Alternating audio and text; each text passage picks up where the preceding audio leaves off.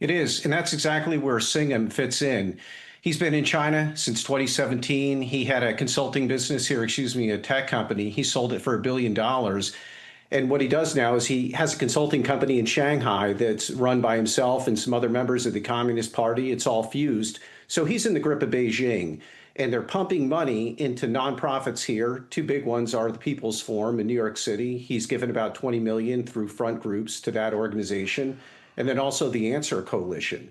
And they're pumping out Chinese propaganda. They have courses there on various Chinese cultural things that they teach. And they're also helping to fund these anti-ICE riots in the States. Yeah. Chuck, I gave you a new job there for a moment. I want to correct that. You're the CEO for the Alliance for the IRS Accountability. And you know, everybody needs a new job on a Friday, but I want to talk about the IRS here and how this would apply. If you're abusing the privilege, if you're moving money the way you shouldn't, if you're in an NGO or a nonprofit, the rules are pretty strict.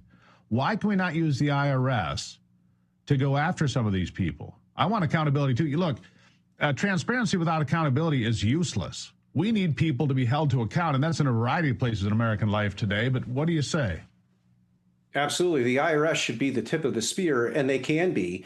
We've been talking about this for a long time. Strip the tax exempt status of these groups, the People's Forum, the Answer Coalition, any of these groups that are receiving foreign funding that's coming from China. If you strip the tax exempt status, you can cut off the money train and stop it right in its tracks. And then you can move on to the prosecutions and so forth. But stripping the tax exempt status will have the most acute, immediate impact, and that will take care of this problem immediately.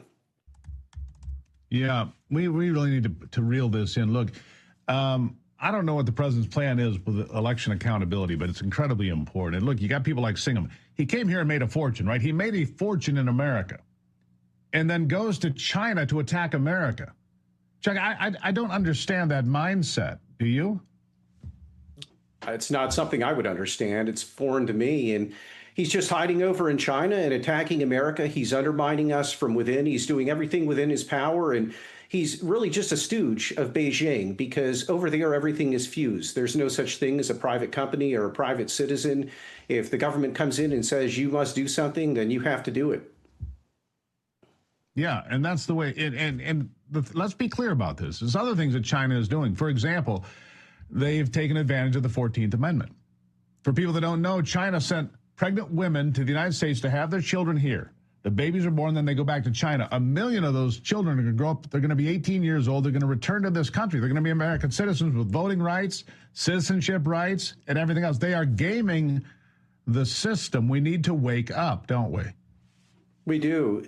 China has a mentality of unrestricted warfare. Their whole strategy is to defeat us without ever having to fire a shot. And that's been well stated. There's a book called The 100-Year Marathon that was written by an individual over at the Hudson Institute. This is very well documented, and there is no strategy that is beyond the Chinese to go ahead and try. And they're very granular, too. They get down to the local level and then try to influence state and local politics. So people sometimes think this is just a national play, but really it's everywhere.